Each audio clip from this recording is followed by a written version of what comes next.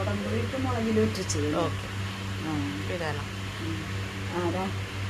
2 spoon മല്ലിപ്പൊടി,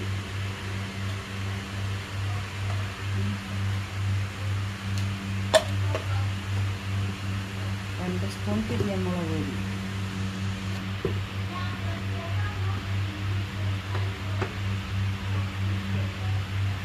പിന്നെ 1/2 spoon മഞ്ഞൾപ്പൊടി.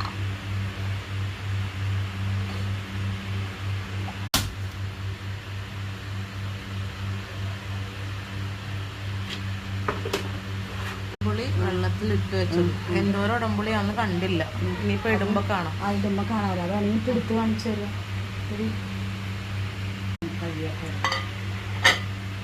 അല്ല, എന്നിട്ട് നമ്മൾ വെള്ളമാണ് ആദ്യം ഒഴിക്കണേ. വെള്ളം ഒഴിച്ചിട്ട് ഇങ്ങനെ പുളി കുറവാണെങ്കിൽ 2-3 പുളി ഇടും. എന്നിട്ട് ബാക്കിയുള്ള പുളി വേണമെന്നുണ്ടെങ്കിൽ ഇട്ടാൽ മതിയല്ലോ. വെള്ളത്തിൽ കിടക്കട്ടെ. ഇത്രയും പുളി.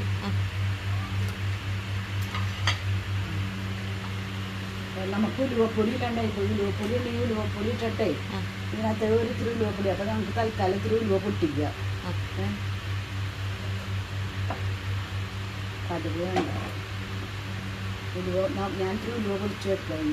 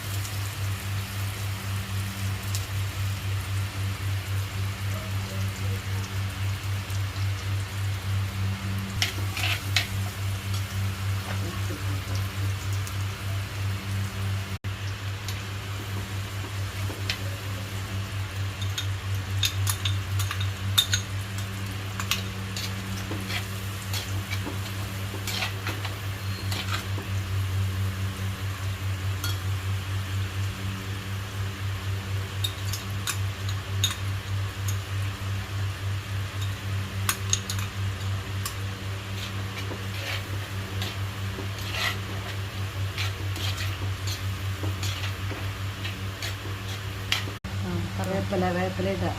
വേപ്പില ഇട്ടല്ലേ? വേപ്പില തിളച്ച് വേപ്പില ഇട്ടു. മീനിടാം. ഇനി മീനിടണം അല്ലേ?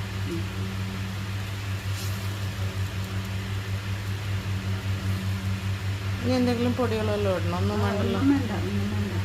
ഓരഞ്ഞിടാം. എങ്ങനെ നമ്മൾ എരിവ് നോക്കിയിട്ട് എരിവൊക്കെ കുറവാണെന്ന് തോന്നുകയാണെങ്കിൽ, വെള്ളം കുറവാണെങ്കിൽ വെള്ളം ഒഴിക്കുക.